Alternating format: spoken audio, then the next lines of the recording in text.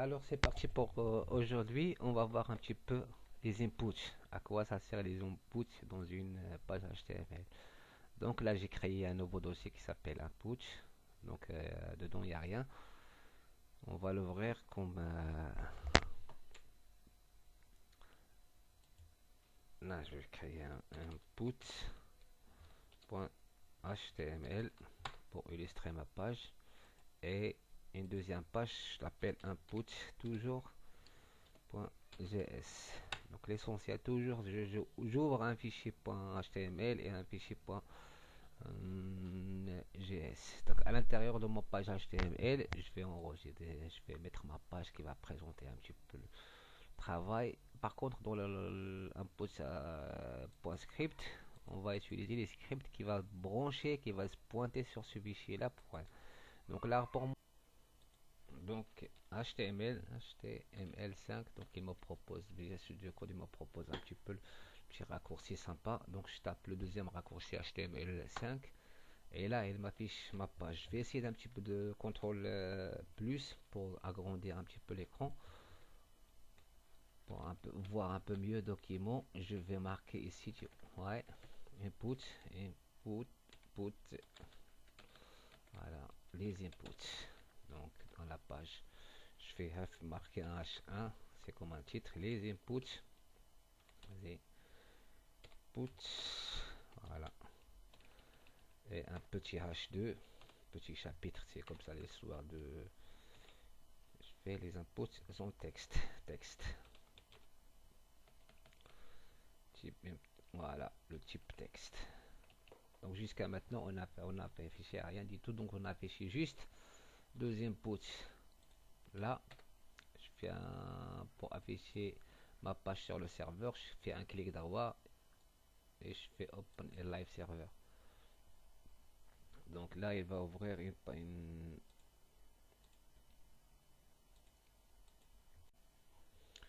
donc ok pour là, donc c'est juste je fais un texte. Là je vais ajouter une input, ça se rajoute avec un input, donc type, donc il me propose un type, je fais texte, donc là le texte, et là je fais rien. Donc dès que j'enregistre ma page, donc je pense qu'elle est un petit peu plus grande, ouais, comme ça c'est mieux. Dans mon input, donc il y a une propriété qui possède une propriété qu'on appelle ça la propriété value. Donc on peut initialiser dès le début. Value est égal, bonjour les amis. Donc si on enregistre directement, il va prendre donc il va remplir la zone de texte avec cette propriété là, avec cette valeur là, avec sheet de caractères. Donc là. Maintenant, avec du JavaScript, comment on peut, par exemple, là, quand je fais un événement où je clique, où je voudrais changer cette valeur-là. Donc, cette valeur-là, on appelle dans une balise HTML qui est input, on l'appelle ça, c'est un attribut. Donc, c'est l'attribut value in propriété. Donc, si je voudrais récupérer, on a dit là, si je fais donc là, afficher mon nom, qu'il m'affiche tout mon objet là, complet avec la zone value. Maintenant, si je fais, regardez, je fais input.value. Value, qu'est-ce qu'il nous a donné? Donc là, au lieu d'enlever, il a récupéré la valeur qui se trouve là, entre les deux propriétés, la propriété value. Donc toujours, on utilise l'objet, hein, point le propriété.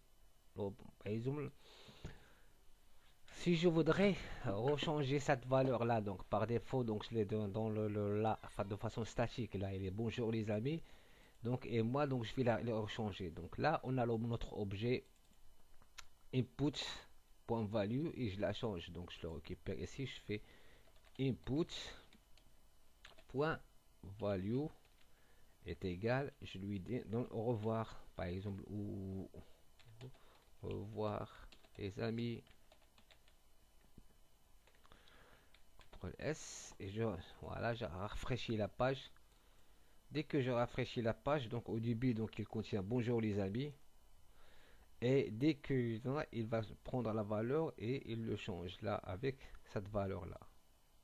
Au début, il était bonjour les amis, et maintenant, il a. Ouais, non. Vous voyez là, avec donc JavaScript, on a pris cette méthode très sympa. C'est toujours, on récupère, par exemple, si on veut récupérer une zone de texte, toujours, donc je l'appelle avec, s'il y a un input là où je peux rentrer des informations pour l'envoyer au serveur, donc on l'appelle ça, ce sont les inputs. Donc un input, je récupère l'objet avec le document query selector. Donc, ok, là par exemple, donc ça c'est l'initialisation de HTML, mais là, donc je change la propriété avec la valeur input, je récupère l'input et point value, je recherche, au revoir les amis. Donc là, maintenant si vous voulez voir d'autres propriétés, donc il y a la propriété max length, donc max length, donc je fais juste un max, il va me proposer max length. Max length, c'est-à-dire sur cette zone de texte, si je fais par exemple 4 caractères, 4 caractères, c'est-à-dire je peux pas, lorsque je veux rentrer à des informations, non, donc là je retire cet input là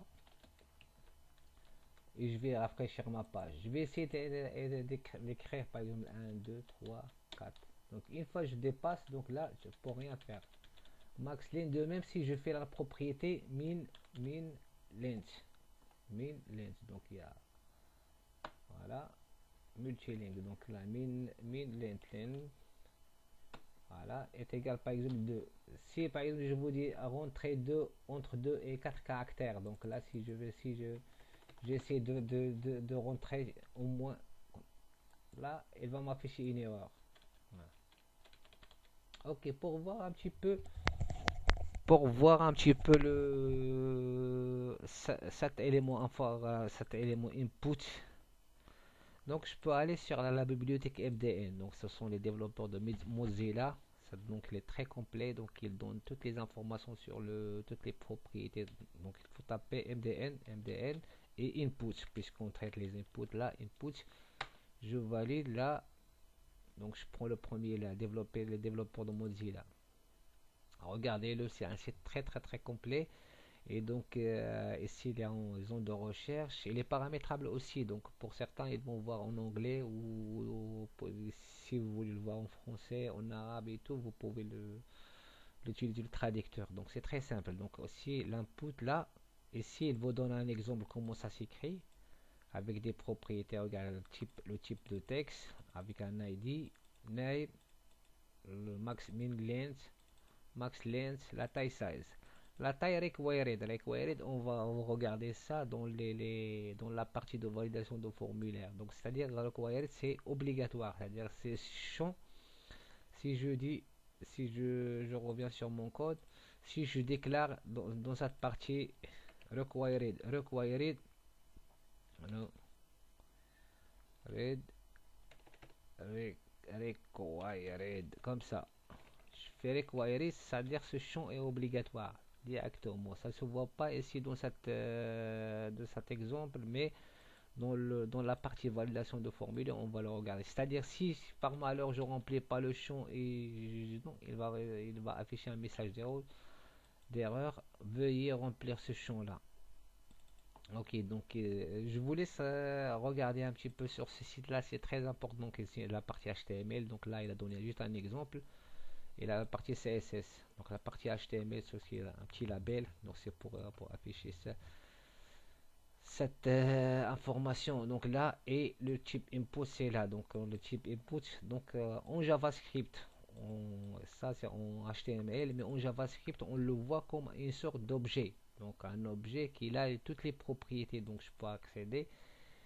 Dans l'exemple, je fais ici, donc j'ai fait, donc là pour accéder à la propriété value, je fais juste directement, donc là je fais console input value. Si je fais par exemple, j'ai la max length, si je fais input console log input max length, max length, j'ai tout de suite quand je rafraîchis ma page ici, il va m'afficher, donc là plutôt là dans la partie console inspecter, donc là, donc les 4 caractères maximum. De même, donc il va faire, là si je fais min length, min length, min length G et HTTH.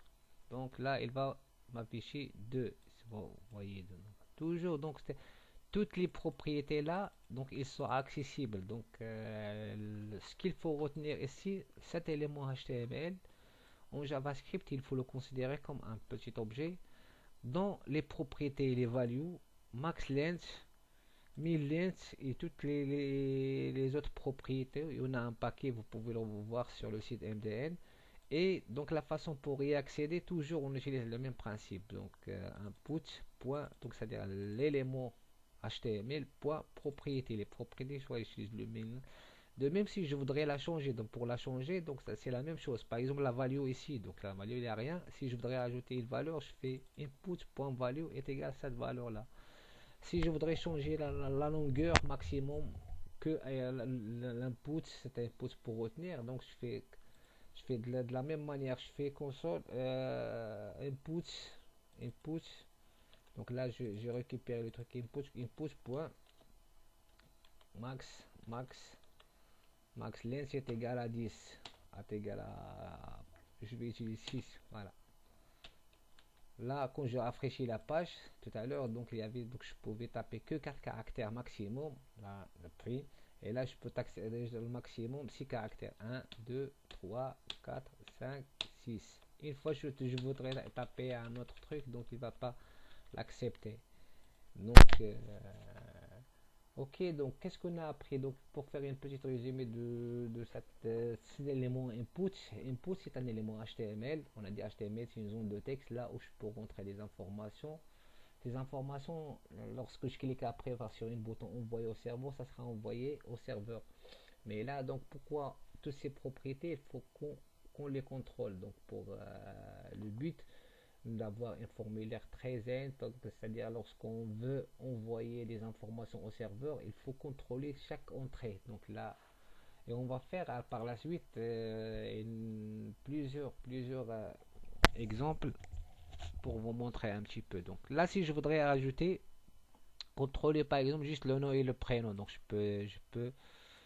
peux rajouter un ID, name, donc déjà la propriété name par défaut, donc je fais non. Donc là, et je peux rajouter, comment dire, donc un autre input. Dès que je fais input, voilà, type texte, je fais name, prénom. Name est égal prénom. Prénom.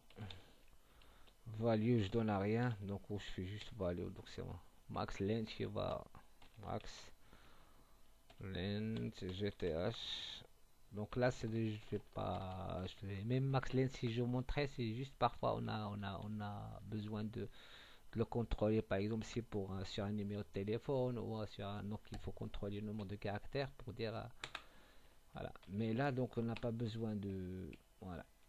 Et là, donc, les trucs, les labels, donc, ici, vous voyez, on ne distingue pas entre le nom et le prénom. Pour faire, on va utiliser un système de label. On fait label nom, donc, c'est-à-dire c'est la zone nom. Et juste devant le prénom, la même chose. Je fais label, voilà, label, et je fais prénom. Prénom, voilà. Donc, donc il affiche. Ici, lorsque j'affiche, donc, pour revenir, pour mieux illustrer mon formulaire, donc il faut que je fais un BR. BR, c'est en HTML, c'est le retour chariot, donc retourne à la ligne. Comme ça, je peux regarder, je peux voir le nom et le prénom. Donc là, voilà, je peux. Donc la zone de texte. Ok, donc pour rajouter maintenant, on va voir un petit peu les événements.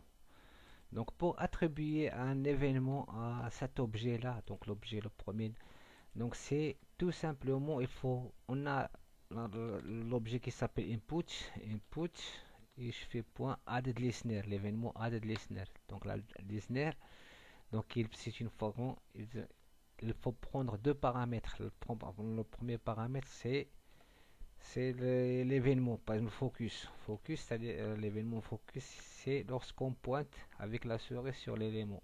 Donc là, je fais exécuter ma fonction anonyme function. Donc là, function entre parenthèses, je fais de cette manière et l'ouvrante et le fermante. Donc c'est une fonction anonyme, fonction sans nom, ce qu'on appelle. Et à l'intérieur, je fais l'action à doit faire. Là, je lui dis input. Input, c'est cet élément-là.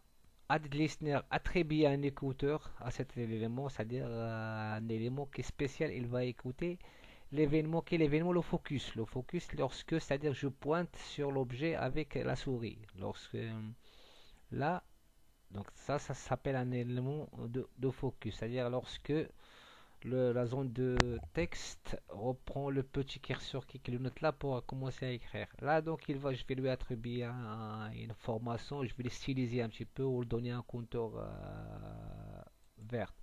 Donc, quand je fais input, toujours l'objet, point style, donc je fais styliser, donc point background color. Donc, je fais donc l'arrière donc je vais colorer un petit peu son arrière. Background avec la couleur de mon choix, je fais green, donc je fais dièse pour le green. Donc le green c'est 00 et le deuxième élément c'est ff, donc, et le troisième c'est 00.